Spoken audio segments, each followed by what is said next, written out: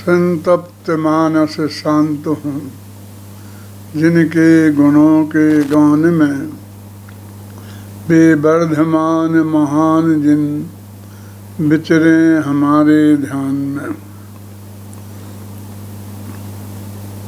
10 लक्षण महापर्व का अवसर चल रहा है और 8 धर्मों की चर्चा हो चुकी है। उत्तम त्याग धर्म की चर्चा कल की थी और जो संपूर्ण त्याग धर्म में जब हो गया तो ये भगवान आत्मा बिल्कुल अकिंचन हो गया। बिल्कुल अकिंचन मन किंचित मात्र भी पर पदार्थ इसका नहीं रहा। वैसे वस्तु के स्वभाव से तो था ही नहीं, लेकिन पर्याय में जो राग था उसका भी त्याग हो गया, इसलिए पूर्ण अकिंचन हो गया। इनके बारे में पूजनकार ने पहले ही पंक्ति में लिखा था कि उत्तम क्षमा मार्दव आर्जव भाव हैं और सत्य शौच संयम तप त्याग उपाव हैं और आकिंचन ब्रह्मचर्य धर्म 10 चाह रहे हैं।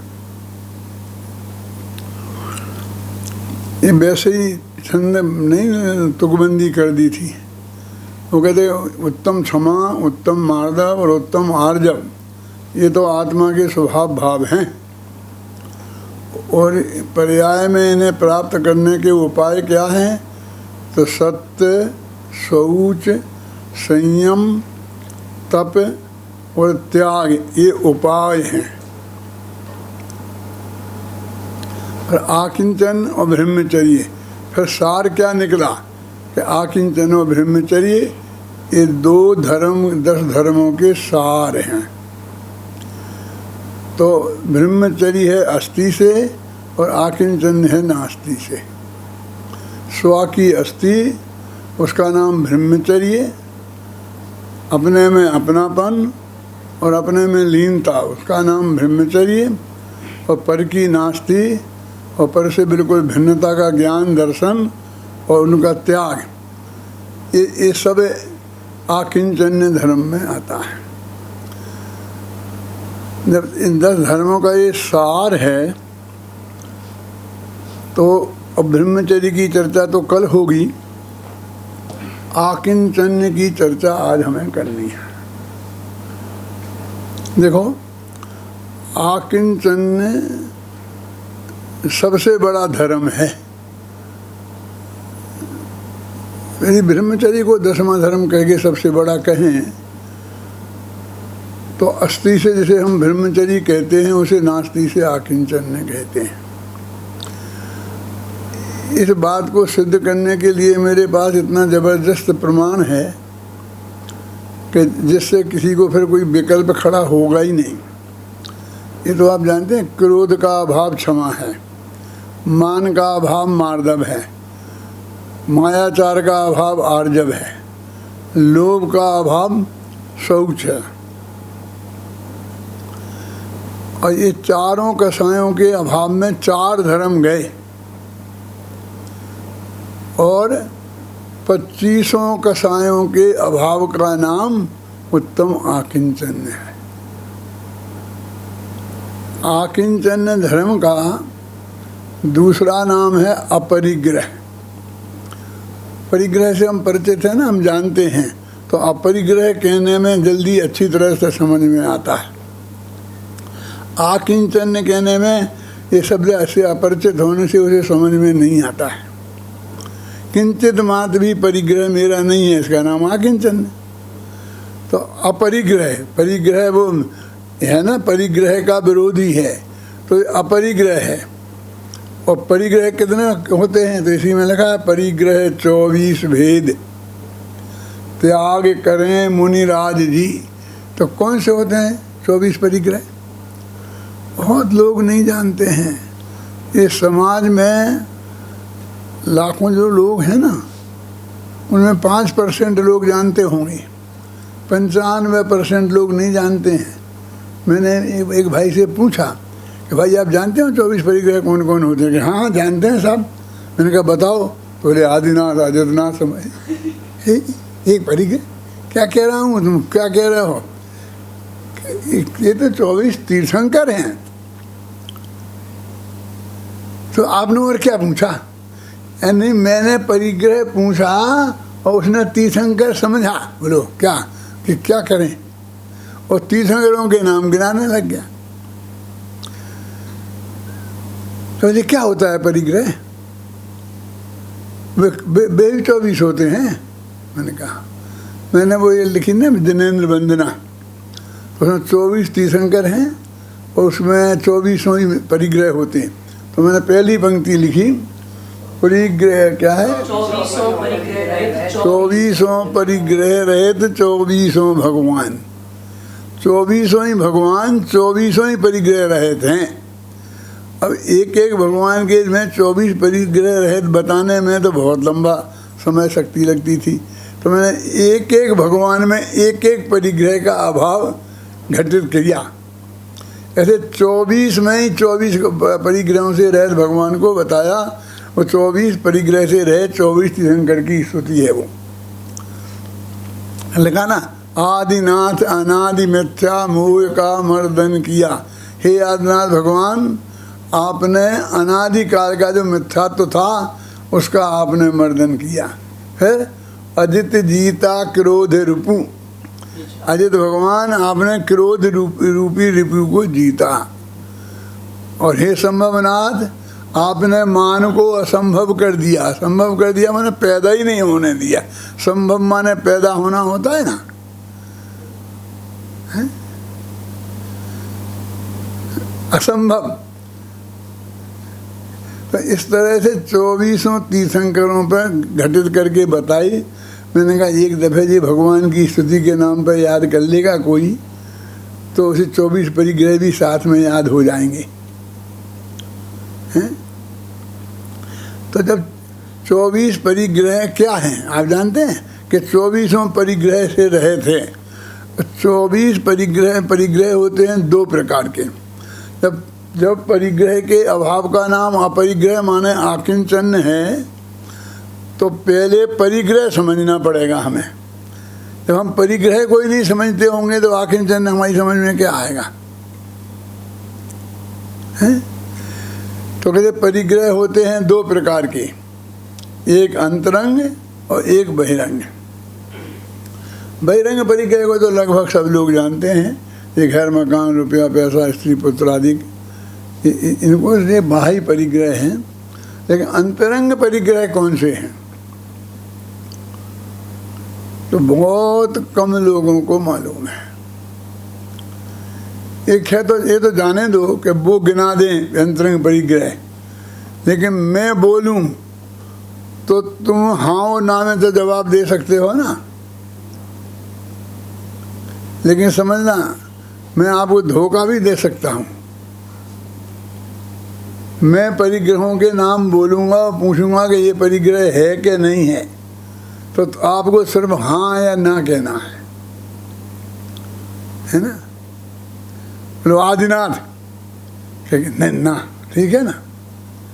फिर मैं कहा मिथ्यात्व, बोला तो उसको भी कोई नहीं बोलता है। मेरे कहने का मतलब ये मिथ्यात्व भी परिग्रह है, क्रोध मान माया लोभ भी परिग्रह हैं। इनको कदाचित कोई व्यक्ति परिग्रह मान भी ले, है ना। क्रोध मान माया लोभ कसाय हैं। फिर कहते ये तो कसाय हैं साहब, तो कसाय हैं, लेकिन कसायों का भी परिग्रह होता है। असलियत में कसाय ही परिग्रह हैं।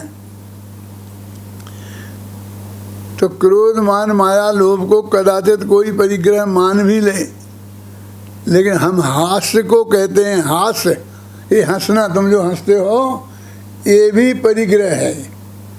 तो देख तो हंसता है, क्या बात कर रहे, हंसना भी परिग्रह है।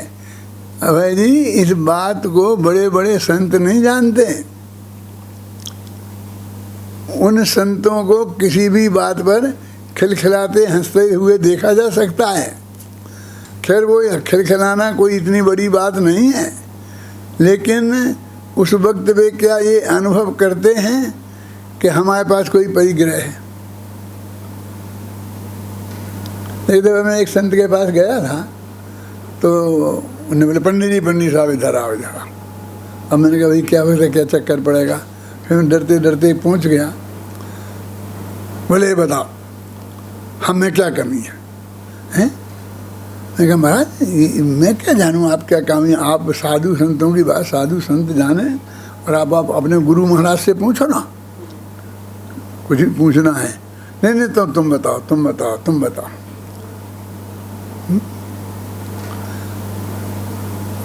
मैं नहीं बता। मैंने कहा आपको इतना विकल्प क्यों आ रहा है ये पूछने के लिए कि आप में क्या कमी है? तो एकदम खिलखिला करके हंस पड़े। मैंने कहा ये कमी है ना? क्या समझ में आया कि खिलखिला के हंस पड़ेगा? इसमें क्या प्रसन्न होना भी ये भी कोई अपराध है? मैंने कहा महाराज शास्त्र में लिखा है 24 परिग्रहों में हास्य भी एक परिग्रह है, शोक भी एक परिग्रह है।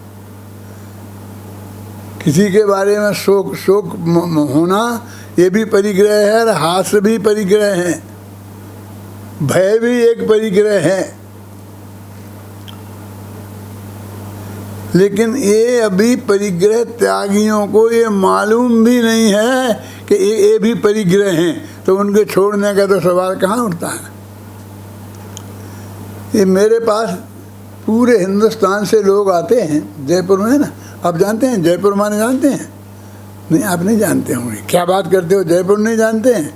अरे जयपुर माने जहाँ भगवान बनते हैं।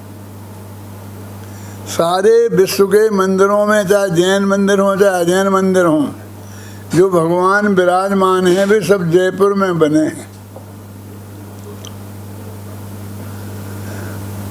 और गजब की बात ये है कि लोग हमारे पास आते हैं और हमसे कहते हैं पंडित जी आप भगवान पास कर दो तो हम ले जाएं।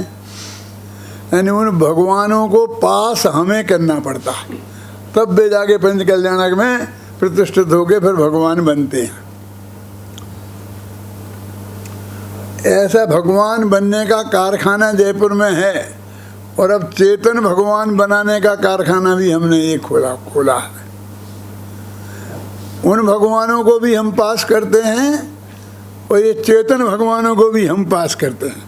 विद्वान भी कोई ले जाता है तो हमसे पास कराता है, हमसे सिफारिश कराता है, क्यों ये ठीक है मैं इसको ले जा रहा हूँ, ये ठीक है ये ठीक है, हम कह देते हाँ ठीक है बस कर पास।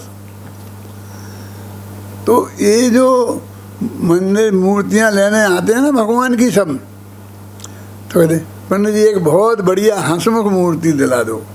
खासकर ये गुजरात से लोग जो आते हैं ना, सबको हंसमुख भगवान चाहिए। न मालूम गुजरातियों को हंसमुख कितना पसंद है। हर 3 आदमी में एक आदमी का नाम हंसमुख होगा। हमारे सोनगढ़ के अध्यक्ष भी हंसमुख हैं, जगह जाए देखो तो हंसमुख। मैंने कहा भैया हंसमुख होंगे तो भगवान नहीं होंगे, और भगवान होंगे तो हंसमुख नहीं होंगे। कि क्यों? कि हास्य तो एक कसाय है। वो उनके चेहरे पे यदि हंसी होगी तो वो भगवान की मूर्ति नहीं हो सकती है, सही नहीं हो सकती है। अपने यहाँ तो पूरा ये बोला है, अपन बोलते हैं भगवान से क्या, छवि बीत रागी शांत मुद्रा दृष्टि नासा पर धरे। भगवान की स्तुति में बोलते हैं कि छवि तो बीतरागी होना चाहिए। और बीतरागी जानते हो, ये 25 कसाएं राग देश हैं। तो ये 25 कसायों में कोई भी कसाय का चिन्ह दिखाई दे मूर्ति पर, कोई भी कसाय दिखाई दे 25 कसायों में, तो हास्य भी कसाय है और भय भी कसाय है और शोक भी कसाय है और जुगुप्सा भी कसाय है। तो वो भगवान की मूर्ति नहीं हो सकती है। छवि तो बीतरागी होनी चाहिए। जिसमें 25 कसायों का कोई चिन्ह दिखाई नहीं दे, और मुद्रा एकदम शांत होना चाहिए। अशांति माने भी कसाय होता है, 25 कसायों का नाम ही अशांति है। वही 25 कसायों के अभाव में ही शांति प्राप्त होती है। तो चाहे शांत कहो चाहे वीतरागी कहो, एक ही बात है। अपने भगवान की जब हम स्तुति करते हैं, कोई उनका गुण बताते हैं, तो पहले वीतराग सर्वज्ञ, पहले वीतराग बोलते हैं और बाद में सर्वज्ञ बोलते हैं। बोलते क्या नहीं बोलते हैं? तो हमारी भगवान की मूर्ति की मुद्रा की वीतरागी होना चाहिए, और वीतराग माने 25 कसायों से रहित। मिथ्यात्व से भी रहे साथ में, क्योंकि 24 परिग्रहों से भी रहित है ना वो, तो उसमें मिथ्यात्व तो सबसे पहला परिग्रह है। तो उसमें कोई ऐसे मिथ्यात्व की भी निशानी नहीं होनी चाहिए, और कसाई की भी निशानी नहीं होना चाहिए। तो एक दफे ये ख्याल में आए कि 25 कसाएं जो हैं ये परिग्रह हैं। अंतरंग परिग्रहों में 14 ही नाम गिनाए, तो 25 कैसे बोल रहे आप? वो 10 बहिरंग के लिए चाहिए थे ना नाम। तो ये अंतरंग हमने कसायों में जो अनंतानबंदी क्रोध मान माया लोभ है ना, तो एक एक के 4 नहीं गिन के एक एक गिने। एक क्रोध एक, मान दूसरा, माया तीसरी, लोभ चौथा, और इनमें 4 गिनो अनंतानबंदी क्रोध अप्रत्याख्यान वर्ण प्रत्याख्यान संजन, तो 16 हो जाएंगी। तो एक कितने रह गए? 4 गिने ना हैं? अनंतान क्रोध 4 क्रोध 4 मान माया, तो अपन ने एक एक गिनी तो 12 घट गई ना, क्योंकि अप्रत्याख्यान प्रत्याख्यान और संजुलन हमने हटा दिए। एक गिनी तो 4 तो एक कसाएं रही, और 9 कसाएं, उनका नाम 9 कसाय है। अपन कहते हैं ना नो नहीं, माने कसाय नहीं। तो नहीं के 2 अर्थ होते हैं, एक ईषद अर्थ, एक तो बिल्कुल अभाव, और एक थोड़ा कम होना तो, लेकिन पूरी तरह नहीं होना। तो जो किंचित कसाय हैं, ऐसे 9 कसाय 9, तो 9 4 13 और एक मिथ्या, तो ऐसे 14 अंतरंग परिग्रह हैं ये। और फिर 10 बाह्य हैं, जो धन धान दासी दास, ये मकान जायदाद खेत वास्तु, ये सब चीज़ें आ जाती हैं। तो हम इनको ही परिग्रह समझते हैं। अब इनको भी कहाँ समझते हैं पूरी तरह? एक परिग्रह परिमाण वृद्धधारी थे, तो मैंने कहा कि आपने परिग्रह का 5 अणुवृत्त लिए हैं ना, कौन सी प्रतिमा है आपकी गले? दूसरी में कौन सी था? 5 अणुवृत्त लिए हैं कि हाँ? तो मैंने कहा परिग्रह परिमाण वृत्त में क्या लिया बताओ?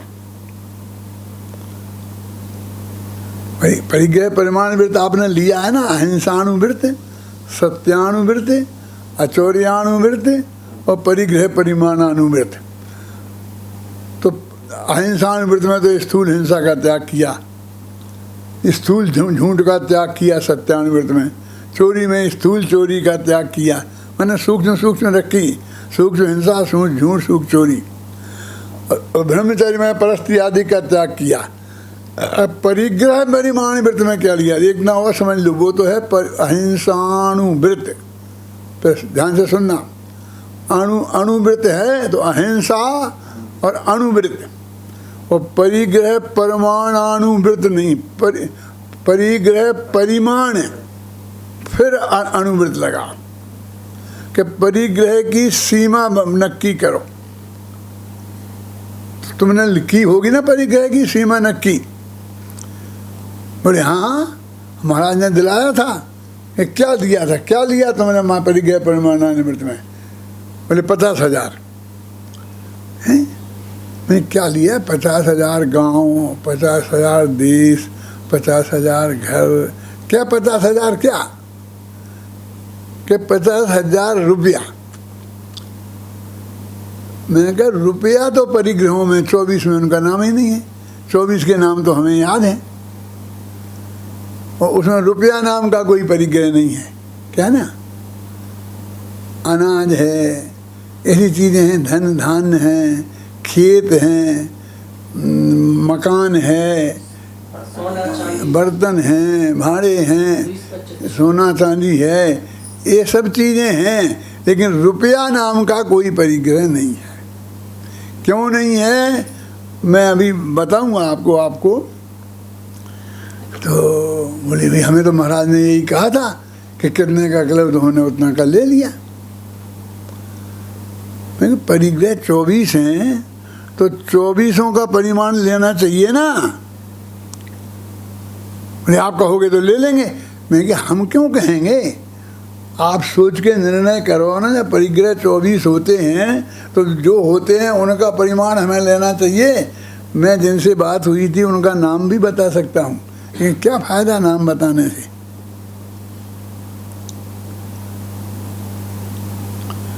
तो वो मैंने कहा मैं आप कहो तो मैं ले लूँगा। मैंने कहा मैं क्यों कहूँ, मैं थोड़ी तुम्हारा गुरु हूँ। जिस गुरु ने तुम्हें दिया था उसको पूछना चाहिए था, उससे पूछो कि 24 परिग्रह होते हैं तो 24 का परिमाण दो। उन्हें पता ही नहीं 24 कौन कौन से होते हैं। बोले आप कहोगे तो हम ले लेंगे। तो मैंने कहा कि 24 परिग्रह का परिमाण लिया जा सकता है। अभय जी ध्यान से सुनना, ये कभी विचारा आपने, लिया जा सकता है? बोले क्यों नहीं ले सकते हैं, आदमी क्या नहीं कर सकता है, आदमी चाहे जो कुछ कर सकता है। मैंने कहा वो तो कर सकता है, आदमी मन में ठान ले तो कर तो सकता है, लेकिन कैसे लेंगे कभी सोचा है आपने? बोले हमने तो नहीं सोचा। मैंने कहा अच्छा, तो मिथ्यात्व तो पहले परिग्रह का नाम है, ठीक है। आप लोग सब सुनना समझना, मिथ्यात्व तो पहले परिग्रह का नाम है। तो वो कितना रखना और कितना छोड़ना है, गृहीत छोड़ देना और अगृहीत रख लेना, क्या करना। वो परिग्रह जो मिथ्यात्व नामक पहला परिग्रह है वो कितना छोड़ना, यही पता नहीं है किसने। ये छुड़ाने वाले को पता नहीं है, वो ही नहीं बताता है कि क्या करना, कैसे करना, इसमें क्या करना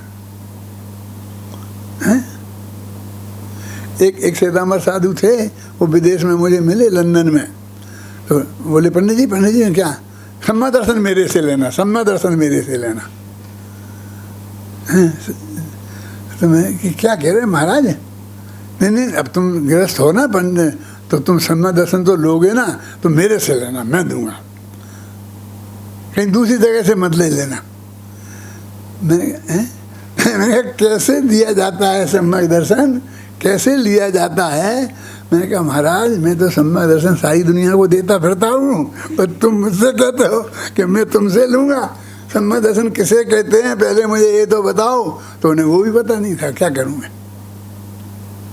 कोई नाराज हो सकता है कि साहब आपने क्या भरी सभा में टीवी पे ये कहा और सबने ये देखा।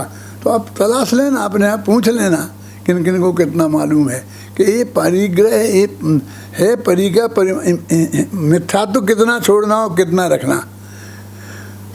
तो आप बताओ कि मिथ्यात्व तो होता ही नहीं है, पूरे का पूरा छोड़ा जाता है। रंच मात्र भी मिथ्यात्व रहे तो अनुवृत्त होते ही नहीं हैं। अनुवृत्त तो सम्यक दृष्टि के ही होते हैं, जिनके मिथ्यात्व होता है उनके अनुवृत्त होते ही नहीं। पहले सम्यक दर्शन होता है, मिथ्यात्व होता ही नहीं है, हैं? तो आपके तो नहीं है कि होता नहीं है। मैंने कहा बिल्कुल नहीं होता, वृत्ति के मिथ्यात्व होता ही नहीं है, विषागर होता नहीं है ना। तो मैंने कहा आपके, बोले जब होता ही नहीं है तो कैसे हमें भी नहीं होगा, हैं? हमें भी नहीं होगा। उन्हें पता नहीं है कि नहीं है। सम्यक दर्शन गारंटी से होता है तो हमें भी सम्यक दर्शन होगा। पता नहीं है, लेकिन आप बता दो सम्यक दर्शन प्राप्त करने की विधि, बोलो क्या करें। अब यहाँ भी कह रहे होगा और यहाँ कह रहे कि विधि बता दो। तो हमारी क्या स्थिति है दस धर्म को समझने की। सब इस पर व्याख्यान देंगे, लेकिन जो मैं ये बात कह रहा हूँ ये कोई नहीं कहेगा, नाम तक नहीं लेगा। हैं और यहाँ वहाँ की दुनिया भर की बातें, परिग्रह की छोटी छोटी सी बातों पे झगड़ेंगे, ये होता है, ये नहीं होता, ये नहीं कर लिया, इतना रख लिया, इतना कर लिया। तो मूल चीज़ तो क्या है? मिथ्यात्व ना परिग्रह है। अच्छा, तो मिथ्यात्व तो पूरा छोड़ दिया ना पड़ता है। और फिर कसाय, क्यों, कितनी रखनी और कितनी छोड़नी, उस वो भी एक परिग्रह है ना। तो उसका भी मतलब वो परिमाण करना क्या नहीं करना, आप लोग समझाते हो ऐसा कुछ है? उसका परिमाण करना क्या नहीं करना। तो कितनी कौन सी छोड़नी और कौन सी, क्रोध मान छोड़ दें और माया और लोभ रख लें, क्यों हैं? हाथ से छोड़ दें और रति और अरति रख लें, ऐसा नहीं होता है। तो क्या करना पड़ता है कि वो जो क्रोध है उसमें अनंतानुबंधी तो है ही नहीं, मिथ्यात्व के साथ चला गया था वो तो। और अप्रत्याख्याना बनन छूटता है, छोड़ना नहीं पड़ता है। जब आत्मा का इतना वो हो जाता है आश्रय कि हर 15 दिन में आत्मा का अनुभव होने लगता है, तब वो अप्रत्याख्याना बन कसाय का अभाव हो जाता है। तो मैंने लिखा ना 12 वृत्त की अपने पाठमालाओं में 12 वृत्तों का पाठ लिखा है, 11 प्रतिमाओं का पाठ लिखा है। तो उसमें क्लियर लिखा है कि मिथ्यात्व होता ही नहीं है और क्रोध में अनंतानुबंधी क्रोध छूटता है ना। दो कसाय के दो अनंतानुबंधी और अप्रत्याख्याना बन क्रोध छूटते हैं। फिर हास्यादिक में ही इनमें यद्यपि अपने यहाँ 9 हास्यादिक गिनाए, लेकिन इनमें भी 4 लगाओ। अनंतानुबंधी के साथ का हास्य, अप्रत्याख्याना बन के साथ का हास्य, ऐसे 9 भेद इनके भी बन जाएंगे हैं। तो 9 को 36 हो जाएंगे जे। तो अनंतानुबंधी संबंधी हास्यादिक जाते हैं, अप्रत्याख्याना वर्ण संबंधी हास्यादिक जाते हैं। माने अभी क्या करना की बात तो बाद में आएगी, पहले तो समझना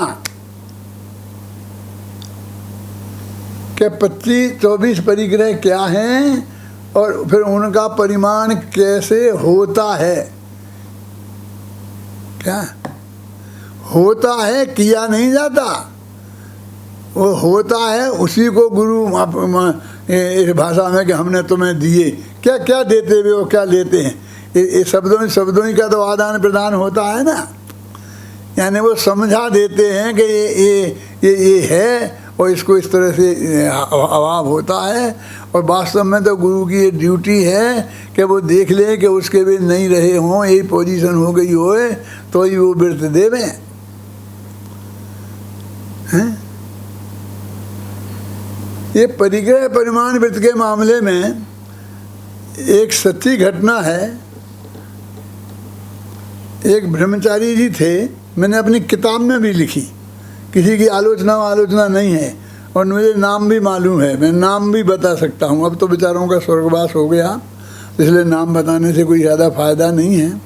कि वो मेरे पास आए वीर सागर और बोले पंडित जी मेरी एक समस्या है, आपको सुलझानी है। मैंने कहा महाराज मैं आपकी समस्या क्या सुलझाऊंगा। नहीं आप बताए, आप विद्वान हो, ये है। तो मैंने फरमाओ। बोले एकांत में। मैंने क्या बात करते हो एकांत में, ब्रह्मचारियों का क्या है का एकांत, सारे एकांत छोड़ चुके वे। जो काम एकांत में किए जाते हैं वो ब्रह्मचारी उसका पहले त्याग कर देते हैं। ऐसा किसी से व्यवहार जो एकांत में किया जाता है वो ब्रह्मचारियों के नहीं होता। आप तो फरमाओ ना, सब कुछ सब जान लेंगे, मतलब उसका स्वरूप मैं बताऊँगा। नहीं गंभीरता से बोले कि नहीं थोड़ी आप। हम अंदर गए, एक कमरे में बैठे शांति से, बहुत गंभीर हो गए वो। और ऐसा उन्होंने कहा देखो, पहले तो वे श्वेतांबर मुनि हो गए थे और बाद में देखो कांजी स्वामी की बात नहीं है, उल्टा सीधा अर्थ मत लगाना।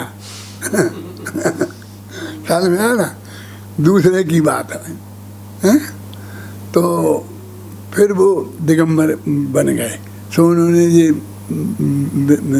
प्रतिमा ले ली, समझ गए ना आपकी ना। तो इसलिए उनके पास पैसा वैसा तो कुछ था नहीं, बोले हमारे पास था तो कुछ है ही नहीं, तो आगे परिग्रह परिमाण व्रत लेना।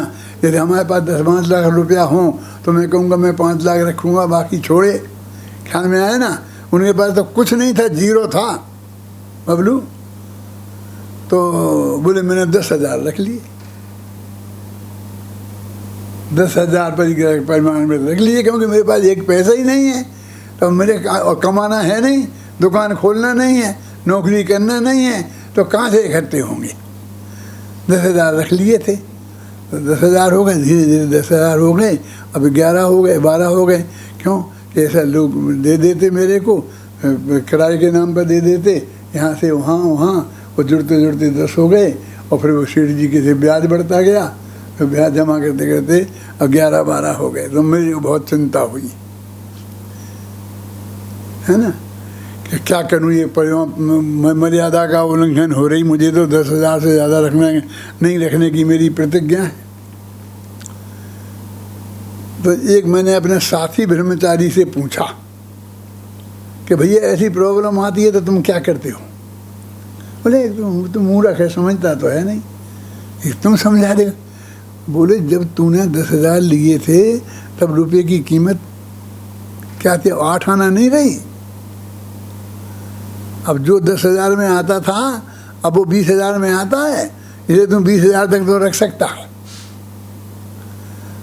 बोले उसकी बात मुझे समझ में इसलिए आई कि मेरे मन के अनुकूल थी, तो मैंने 20 कर लिए। अब धीरे धीरे बढ़ते बढ़ते 20 से भी ज़्यादा हो गए। उस सेठ जी के यहाँ ब्याज है, खर्च तो होता नहीं है, सारी समाज खर्चा उठाती है। जहाँ से जाते हैं वहाँ का टिकट का पैसा, टिकट खरीद के दे देती है और टिकट का पैसा भी दे देती है। और इतने ऊपर ज़रूरत पड़ेगी, कुली की ज़रूरत पड़ेगी, ऐसे करके 100-200 रुपया पकड़ा देती है। ऐसे होते होते जुड़ते इतने हो गए। अब वो 20,000 से भी ज़्यादा बढ़ रहे हैं। अब मैं क्या करूं? मैं चाहूं तो उसी तरह के आधार पर इन्हें भी बढ़ा सकता हूं, लेकिन अब मेरा मन नहीं मानता। इनने जितनी गंभीरता से बात की कि मैं भी बहुत गंभीर हो गया। अब जो मजाक के मूड में था ना, वो तो ख़त्म हो गया। और मेरी समझ में नहीं आया कि क्या जवाब दूँ इन्हें, क्योंकि जवाब तो ऐसा भी मैं कुछ दे सकता था, लेकिन मेरे दिमाग में एक प्रश्न खड़ा हो गया कि ये प्रॉब्लम आती क्यों है। तो मैंने बहुत गहराई से शास्त्रों का भी अध्ययन किया और अंदर में सोचा भी, और मैं इस निर्णय पर पहुंचा कि ज़रूरत है ही नहीं। 24 परिग्रह में रुपये का नाम ही नहीं है, तो इतने रुपये में परिग्रह प्रमाण पत्र लिया क्यों? व्यक्ति को चीज़ों की ज़रूरत है। जैसे रहने को एक मकान चाहिए, कम से कम एक दो बेडरूम चाहिए, है ना। खाने बनाने के लिए कुछ बर्तन चाहिए, कुछ आजीविका के लिए कुछ पैसा चाहिए, ये सब चीज़ें चाहिए ना उसे। तो इसलिए वो कहते हैं उन्हें बर्तन कितने रखोगे, एक ऐसे परिमाण वृत्ति में तो बताया, इतना सोना, इतना चांदी, इतना ये पलंग, इतना मकान, लेकिन उन्होंने ये नहीं बताया कि रुपया। क्यों नहीं बताया? क्यों? इसलिए कि आज ये रुपया की कीमत घटती बढ़ती है। अब वो मकान हमने रखा था कि जो हमारा मकान है बाप दादों का 2 कमरे का, तो हम ये रखेंगे, अब कोई दूसरा नया मकान नहीं लेंगे, बस इससे ज़्यादा बढ़ाएंगे नहीं आगे। तो अब हमें वो मकान उस वक्त तो 10,000 का था और अब 10 लाख का हो गया। अब हम रुपयों में गिने तो फिर कहेंगे इसको क्या करें, उसको कैसे टुकड़े करके छोड़ें। और हमारी आवश्यकता तो 2 कमरों की आज भी है ना। तो वस्तु को रखो तो वस्तु के भाव चाहे जितने घटे बढ़े उससे कोई फर्क नहीं पड़ता। और उसमें मालूम हो परिग्रह परिमाण वृत्ति में बबलू क्या है? खेत भी है, खेत। तो ब्रह्मचारी जी खेत रखेंगे, दूसरी ब्रह्मचारी क्यों नहीं रखेंगे? खेत नहीं रखेंगे तो खाएंगे क्या? हैं? अब जो समाज करती व्यवस्था, अरे समाज नहीं, 8वीं 9वीं प्रतिमा 10वीं प्रतिमा तक घर में खाना चाहिए, कमा के खाना चाहिए। समझ में आई ना? जब उनने परिग्रह परिमाण वृत्त में क्षेत्र और वास्तु, वास्तु माने बना बनाया मकान, और खेत माने समझ लो आप कि ये तो खाली ज़मीन और जहाँ वो खेती मेती होती हो सकती है, ऐसी जगह।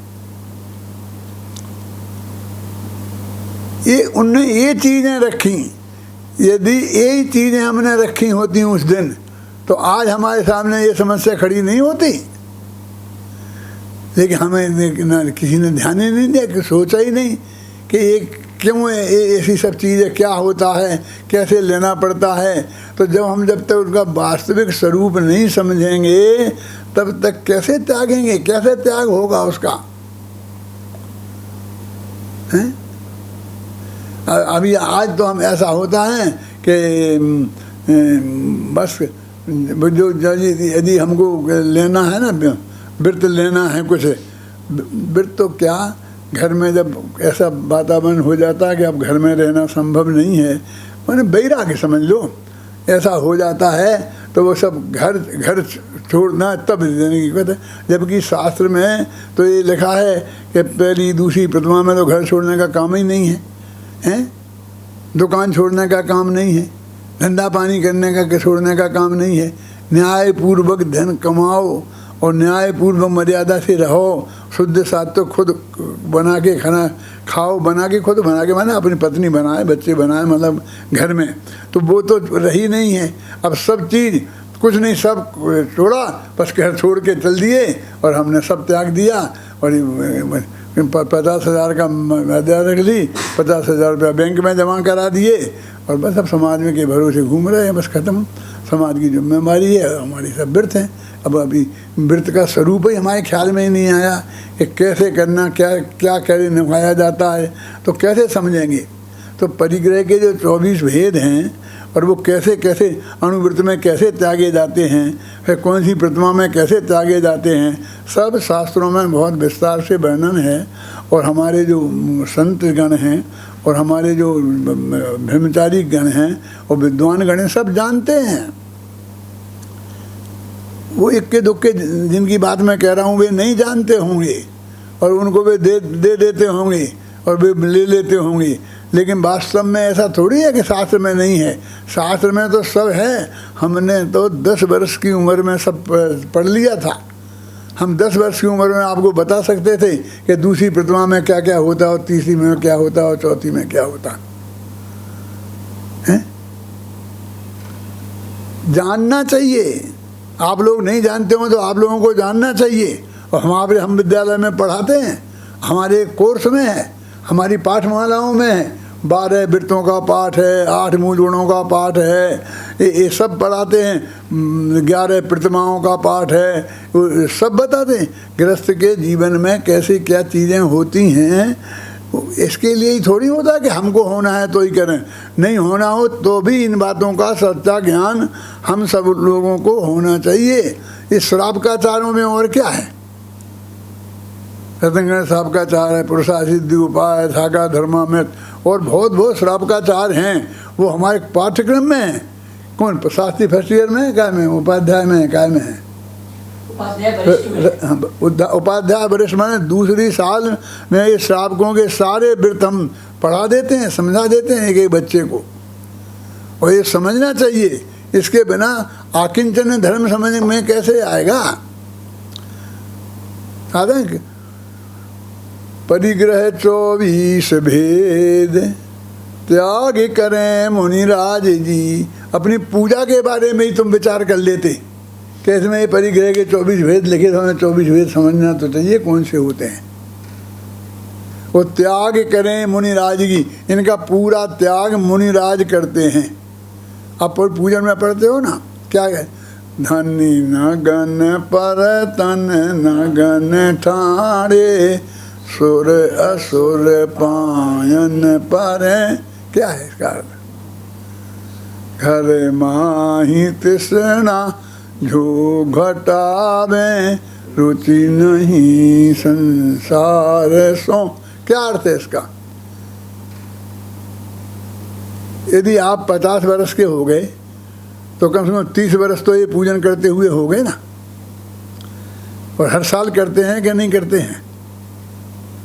पहले तो रोजाना धर्म के 10 लक्षण पूजन शुरू से अंत तक करते थे। उत्तम क्षमा को बेचारे 10 दिन अर्घ मिल जाता था, मार्दव को भी मिल जाता था। अब तो हम बहुत चतुर हो गए हैं, बस एक दिन में क्षमा को निपटा देते हैं, फिर दूसरे दिन मार्दव को। वो पूजा ही करते हैं तो उसमें से छंद ही छोड़ देते हैं, क्षमा को अर्घ। इतने कंजूस हो गए हैं। क्यों 10 दिन नहीं कर सकते हो? 10 ही को अर्घ रोजीना नहीं चढ़ा सकते हो? 10 वाला छंद रोजीना नहीं बोल सकते हो? हमने तो जब तक कड़ी कराई तब तक ऐसा नहीं किया। अरे तुम्हारा शॉर्ट में रास्ते निकाल लिए तुमने। ये फटाफट नित्य नियम पूजन का अर्थ जानते हो? कभी समझना, जो नियम से नित्य करना चाहिए उसको भी उड़ा देते हो। शायद हम एक पूजा करनी है, सामने कर ली, कौन सी कर ली है कि वो फलानी जगह के एक तीर्थ पे फलाने में मुनिराज से उनकी कर ली है और वे सब गायब हैं, देव सास गुरु गायब हैं। नित्य नियम पूजन का क्या अर्थ होता है आज यदि मैं बताने लग जाऊंगा तो मेरा ये आकिंचन धर्म रह जाएगा। तब आप समझ लेंगे उसका क्या कैसी होती है, क्या करती है, हैं ये सब। तो देखो आकिंचन धर्म कहते 24 प्रकार के परिग्रह से क्या स्वरूप हम समझें और उसको उसका त्याग कि कहाँ कितना कैसा होता है तो हमारे ध्यान में आवे, कैसे लिया जाता है।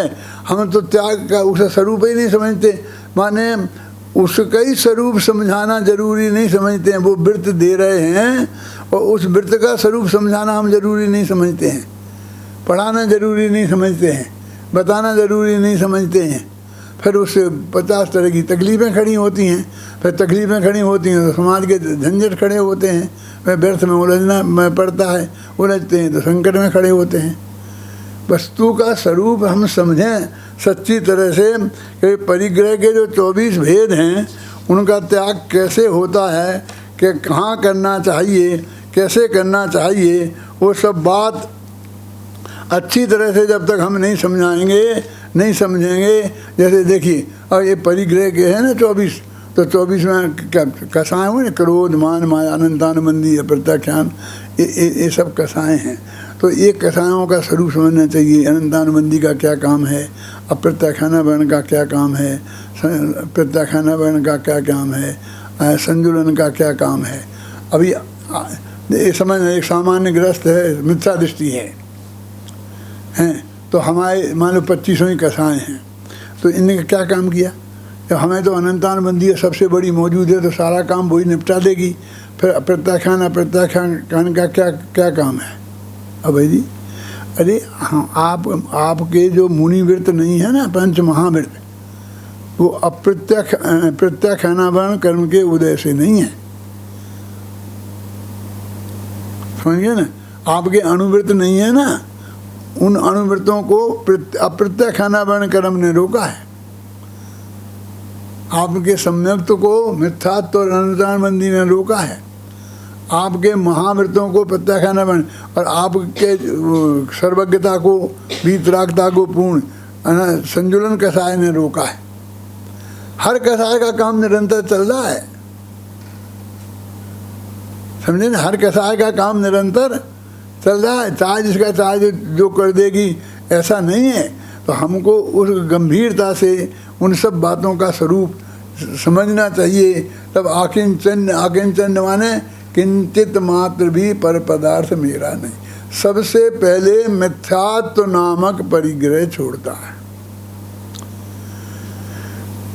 हम कहते, हम अभी जितने भाषण हो रहे होंगे विद्वानों के, 2 तरह के विद्वान हैं, ये सूट पैंट धारी और धोती कुर्ता वाले, ये यूनिवर्सिटी के विद्वान। तो वे तो सब समझा रहे होंगे कि समाजवाद है वो अपरिग्रह का रूप है, सबको मिलना चाहिए, ऐसा होना चाहिए, ये होना चाहिए, ख्याल में है ना। फिर वो समझा रहे होंगे वो ऐसी आमा की बातें कि समाजवाद से क्या मतलब है अपरिग्रहवाद का। अपरिग्रहवाद की तुलना समाजवाद से नहीं हो सकती। समाजवादी कहता है कि देश में इतनी भोग सामग्री नहीं है कि सब लोग चाहे जितनी ले लें, यदि इतनी भोग सामग्री हो तो फिर आप लो तो कोई दिक्कत नहीं।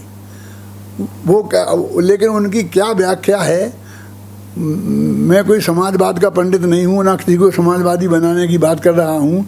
वो कहेंगे कि देश में नहीं है, देश में यदि हम 1 अरब के 35 करोड़ जितने लोग हैं ना, 135 करोड़ लोग हैं, तो सबको बराबर होना चाहिए।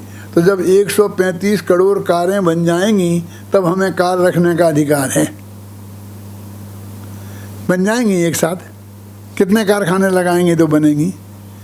अरे यदि हर साल 1 लाख कार बनी तो जब तक तो कोई काम में लेगा नहीं, जब तक पूरी नहीं हो जाएंगी, और तब तक वो सड़ जाएगी, रखी रखी सड़ जाएगी। वो कैसे होगा बंटवारा, मेरी समझ में नहीं आता। और हमारा दिगंबर धर्म तो ये कहता है कि सबके पास चाहे 10-10 कारें हों, चाहे 1-1 कार हो, हमें नहीं लेना तो नहीं रखना। हमने सवारी का त्याग किया तो सवारी का त्याग करें। मुझे बहुत बड़े एक, ज़्यादा उसकी पदवी नहीं बताना चाहता हूँ, ये कहा कि वो ज़माना अलग था जब सवारी का त्याग करते थे साधु लोग।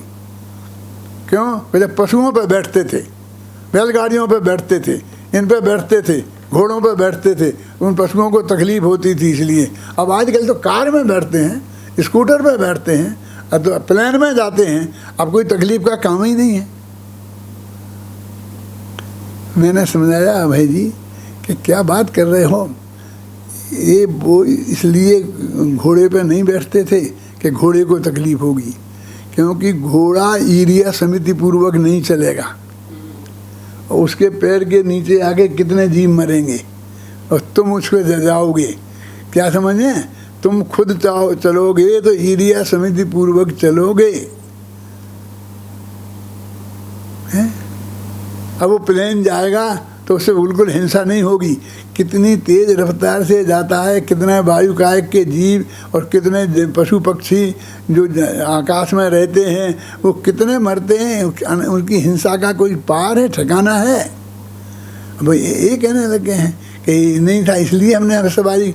अभी उनको यही पता नहीं है कि सवारी का त्याग जैन धर्म में किस लिए है, कि वो आदमी मर्यादा में रहे, 4 हाथ जमीन देख करके चले, अपने पैर में भी कांटा नहीं लगे और कोई जीव जंतु भी नहीं मरे, हैं? अब इस हिसाब से लेने लग गए, वो इसकी आवश्यकता उसकी नहीं है, ये नहीं थी, पुराना जमाना बदल गया है, जमाने के बदलने। सबसे पहले आंदोलन लेके आते हैं ये सूट पैंट धारी पंडित है ना, वीर सागर, तुम भी सूट पैंट पहनते हो इसलिए मैं कह सकता हूँ, नहीं तो ये सारे सूट पैंट वाले मेरे से नाराज़ हो जाते। मैं तो अपने विद्यार्थियों से कह रहा हूँ, है ना, ये निकाल के लाते हैं कि वस्तु का स्वरूप क्या है। शास्त्र में से देखो, वो मर्यादाएं, वो उसका वैज्ञानिक कारण खोजो, उसकी ये खोजो कि इसकी वजह से नहीं था, ऐसी बात नहीं है।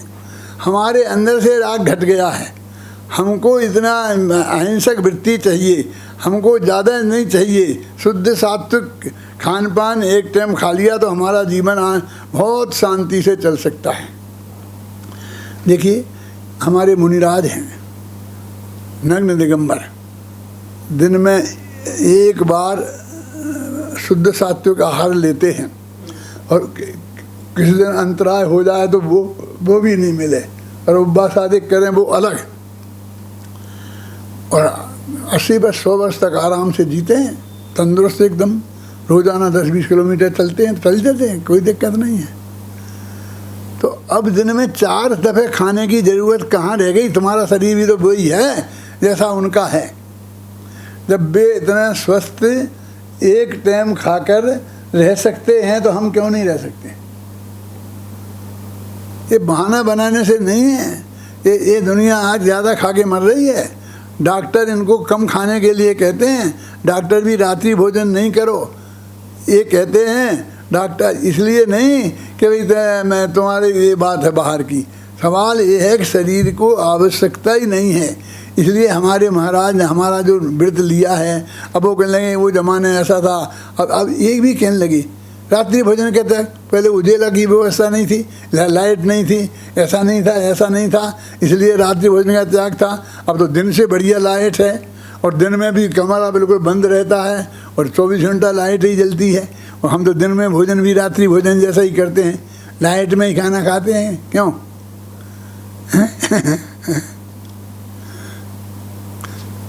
ऐसा बंद कर देते हैं घर को एयर कंडीशन कि उसमें हवा भी नहीं आ पाए, धूप नहीं आ पाए, बड़े बड़े पर्दा डाल के दिन को ही रात बना लेते हैं।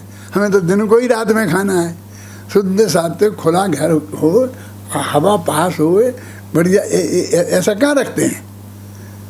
मेरे कहने का अर्थ ये है कि हमारी जो तरुणानी योग की मर्यादाएं हैं, शास्त्र की मर्यादाएं हैं, उनका पालन हमारे जीवन में होना चाहिए।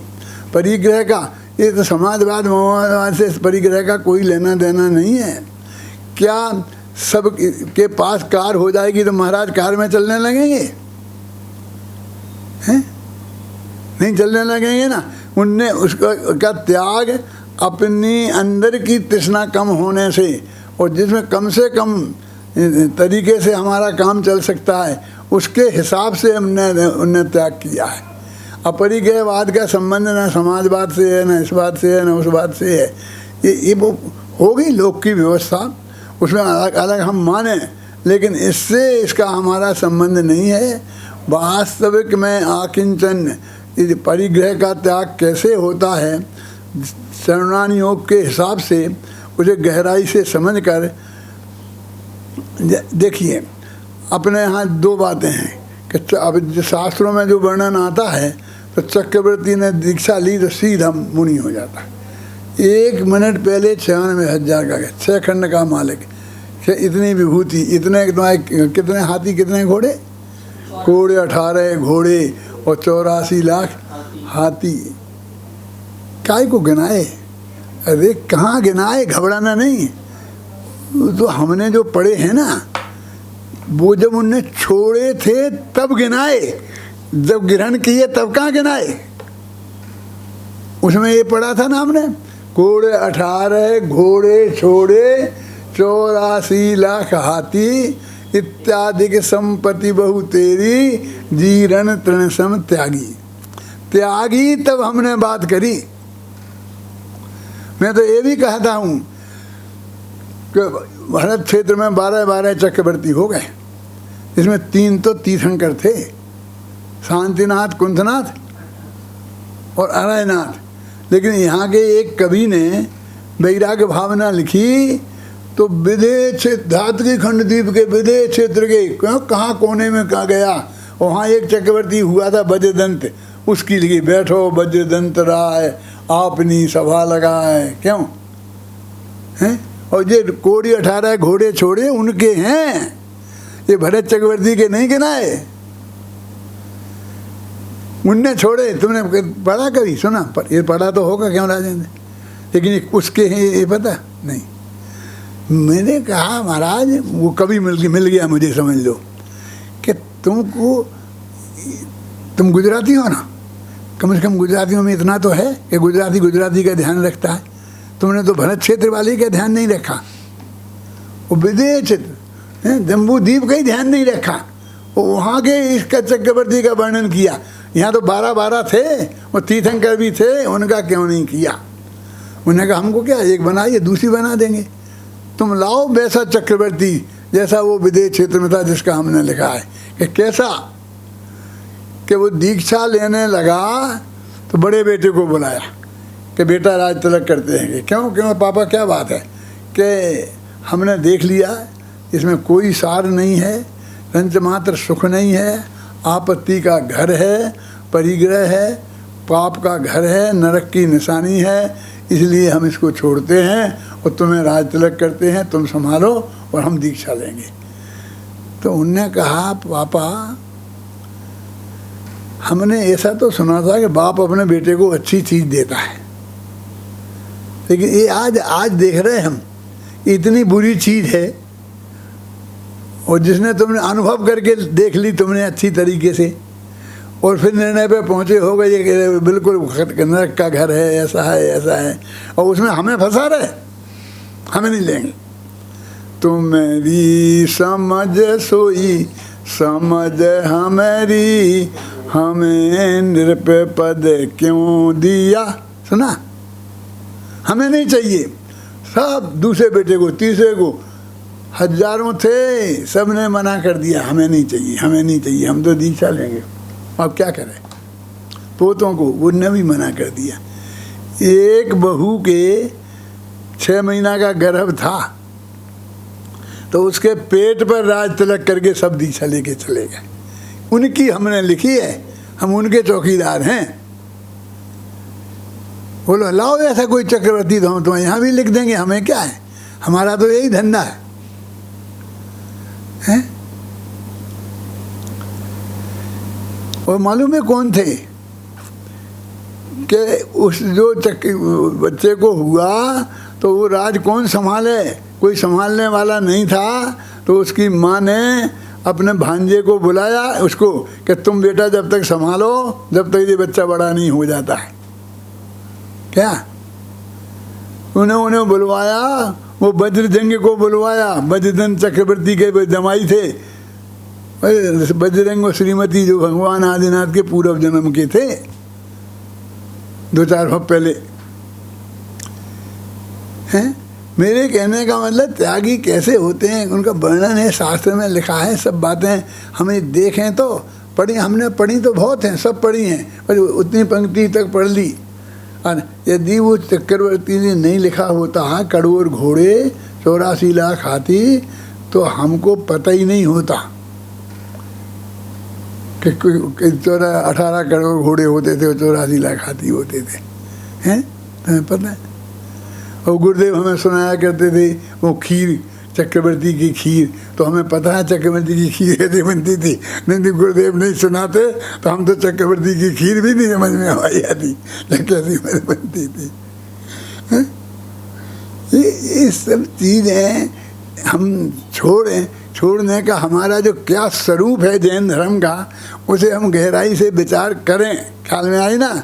और मैंने कहा कि मैं तो भरत चक्रवर्ती का लिखा ना, वो क्या लिखा है, भरत का अंतर्द्वंद, मैं तो नाम ही भूल जाता हूँ। तो उसमें मैंने यही बताने की कोशिश की कि वो इतने परिग्रह के बीच में, इतनी भोग सामग्री के बीच में कैसे रहते थे वो ज्ञानी धर्मात्मा जीव, कैसे रहते हैं इतने से परिग्रह के बीच में, वो बताने की मैंने कोशिश की। मैंने बाद में देखा, पहले तो देखा ही, जब ध्यान में ही नहीं आया तो ये देखा कि कम से कम भरत चक्रवर्ती की रानी का नाम तो लिख देते, पट रानी का, ये नाम ही नहीं लिखा उसका। कोई 96,000 पत्नियां थीं, 96,000 थी, यही नहीं कहा जगह आया हो तो आया हो, मुझे तो नहीं पता, और नाम ही नहीं लिखा। कोई नारी नाम का पात्र ही नहीं। वो माँ ने जरा कही थी बेटा तुम बहुत बड़ा भाग्यशाली है, तो उन्होंने कहा था मुझे भाग्यवान क्यों कहते हो, मुझे तो भगवान की दिव्य सुनने का मौका नहीं मिलता है, इसलिए थोड़ी माता जी आ गई, नहीं तो माता जी भी गायब रहती। मुझे तो उनका वैराग्य दिखाना था, गृहस्थी में कैसा वैराग्य होता है, गृहस्थ कैसा घर में विरक्त होकर के भी कैसे रह सकता है, वो चीज़ दिखाना मेरा उद्देश्य था। ये जो मेरी लिखी ना मैंने, तो ये सब लोगों ने क्या किया, वो क्या भेज PDF क्या बोलते हो, ये भेज भाज दी और लोगों के पास पहुंच गई पहले छवि के बिना। अब लोगों ने उस पर लेख लिखे, वीर सागर तुमने भी लिखा था ना, और भी एक ने लिखे। तो एक ने लिखा, एक पंक्ति मैंने पढ़ी कि डॉक्टर साहब को कुछ दिखता ही नहीं है। वो जब वो गए कहना विजयात पर्वत के उस पार के मलेच्छ खंडों का राज जीतने, तो राज कैसे जीता, कौन गए, किसको जीता, क्या जीता, उनको कुछ दिखता ही नहीं है, कुछ बातें ही नहीं करते हैं। और सीधे जाके शिला पे पहुंच गए, वो शिला पे वो कह रहा उनको तो भरत चक्रवर्ती का व्यक्तित्व कैसे निखारना और संयम कैसे हो सकता है इतने परिग्रह के बीच में, ये लड़ाई के बीच में। पर उनका दिमाग तो इस पर ही लग रहा है, ऐसा लगा मुझे। संजय जी दोसा ने, हाँ संजय जी दोसा ने लिखा, एक पंक्ति में मैं रीझ गया उसका। ऐसा हमारा पीयूष ने लिखा कि क्या भरत चक्रवर्ती का क्या लिखा, इसकी प्याली लिखने की हाँ, कि भरत चक्रवर्ती कह रहे कि एक चक्रवर्ती तो विष की प्याली है, विष की प्याली। ये सौभाग्य नहीं है, दुर्भाग्य है, क्योंकि इसकी वजह से मुझे भगवान की दिव्य धुनी सुनी जाने का मौका नहीं मिलता है। क्या ये पंक्ति क्या है, ऐसा लिखिए कि जिस दिन से दिव्य ध्वनि शुरू हुई उस दिन से छाती पर आ बैठा। ये चक्ररत्न ने क्या लिखा, उस दिन से ही छाती पे आ बैठा। अब बस चलो लड़ने चलो भगवान की दिव्य ध्वनि सुन पड़ा। अभाग्य दुष्चक्र लिखा, तो मैं वो उसने लिखा पीयूष ने, तो मैं यार इसने गजब लिखा, मुझे कोई पता नहीं था कि मैंने ये क्या लिखा कि विष की प्याली डॉक्टर भारत लिखा, भरत ही कह सकता है, और किसी भरत की ये हिम्मत नहीं है जो चक्रवर्तित्व को विष की प्याली कह सकता है। तो वो अपनी वो चीज़ हमको अपनी चीज़ से मतलब है, क्या मतलब है कि ये महाकाव्य ने क्या है, महाकाव्य में तो रानियों का वर्णन होना चाहिए, इसका वर्णन होना चाहिए, 50 शर्तें लगी हुई। मैं कहा हमें नहीं कहलाना, महाभाग जो काव्य तुम्हें कहना हो कहते रहना, कि कोई महाकाव्य, कोई खंड काव्य, कोई कुछ काव्य नहीं, कोई कुछ नहीं है, कोई जीरो, जिसको जो कहना है कहते रहने दो, हमें तो जो लिखना है हम तो वो लिखेंगे। क्या है,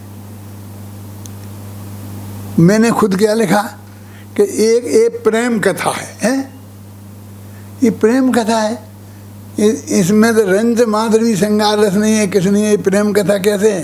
तो मैंने लिखा कि ये कोई पति पत्नी की प्रेम कथा नहीं है, प्रेमी प्रेमिका की प्रेम कथा नहीं है, दो भाइयों की प्रेम कथा है, भरत और बाहुबली की।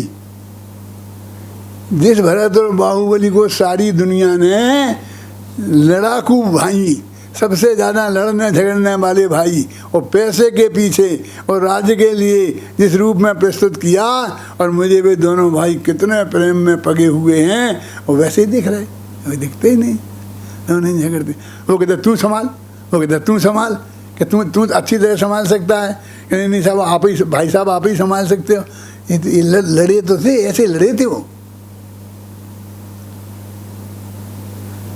हैं।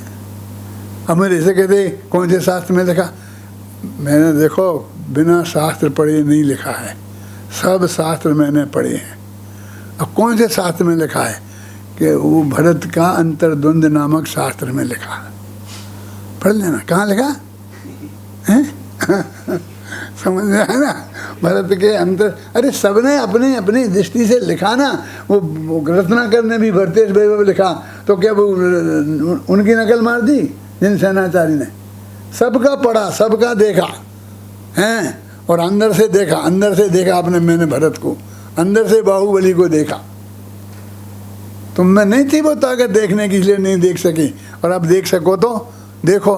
तो वास्तव में धर्म क्या होता है, परिग्रह, परिग्रह से भी विरक्त, परिग्रह के बीच में रहने वाले भी कैसे हो सकते हैं, क्या इनके परिग्रह के त्यागी, परिग्रह 24 भेद त्याग करें मुनिराज जी हैं, ये हटाना तो है ही, लेकिन एक गृहस्थ का भी बीज कहाँ से पड़ता है, और उसका परीक्षा फल क्या है, क्यों उस गृहस्थी में इतने वैरागी रहे, इतने उसमें रंगे रहे कि जब मैं दीक्षा ली तो अंतर्मुहूर्त में केवल ज्ञान हो गया।